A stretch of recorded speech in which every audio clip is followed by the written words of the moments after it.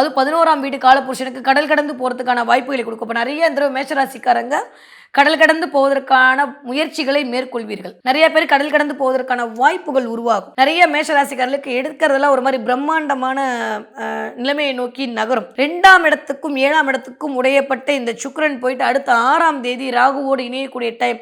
Wow, extraordinary எனக்கு தெரிஞ்சு. ஏன்னா சுக்கிரன் ராகு காம்பினேஷன் வந்து யார் எப்படி வேணா சொல்லிட்டு போட்டுங்க. 2ஆம் வீடுன்னு சொல்லக்கூடிய தனத்தை கொடுக்கக்கூடிய இடம், 7ஆம் வீடு என்று சொல்லக்கூடிய பப்ளிக் கூட கனெக்ட் ஆகக்கூடிய இந்த இடத்துல ராகுவுடைய சுக்கிரனுடைய காம்பினேஷன் அப்படின்றது பயங்கரமான ஒரு பெயரை கொடுக்கும், உங்களுக்கு ஒரு புகழை கொடுக்கும், நிறைய வருமானத்தை கொடுக்கும். இது வரைக்கும் இல்லாத அளவுக்கு நிறைய வருமானம், எக்ஸ்ட்ராடனரியான வருமானம். ஆனால் ராகு அப்படின்னு நம்ம போட்டோன்னே இசிக்கொல்ட்டே என்ன வேணால் சொல்லிட்டு போட்டோம். அது ஏமாத்து பிளானட்டு, ஏமாத்துக்கார, பேராசைப்பட வைப்பம், இதெல்லாம் இருக்குது அப்படின்றதையும் கொஞ்சம் மைனூட்டாக மனதில் வச்சுக்கணும். அப்போ பேராசையின் மூலமாக பணம் வருகிறதா, இல்லை வந்து நிறைய பணம் வருது அப்படின்ற போது அந்த இடத்துல கண்ட்ரோல் பண்ணக்கூடிய தெளிவு கண்டிப்பாக இந்த தடவை மேஷராசிக்காரர்களுக்கு ஆரம்பிக்கும் போதே தேவைப்படக்கூடிய தன்மையாகத்தான் இருக்கிறது.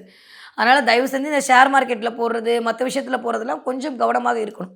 நிறைய பேர் மேனிப்புலேட் பண்ண வருவாங்க. அந்த 2ஆம் இடம் 7ஆம் இடம் வழுக்கும்போது, அது ராகுவோட அமைப்பில் இருக்கும்போது, அந்த 2ஆம் இடமே ரிஷப வீடே ராகு வந்து உச்சமடையக்கூடிய ஒரு வீடு. மூல நூல்கள் அதுதான் சொல்லுது அப்படின்ற அமைப்பில் அந்த வீட்டு அதிபதியோடு ராகு சேர்ந்திருக்கிறார்.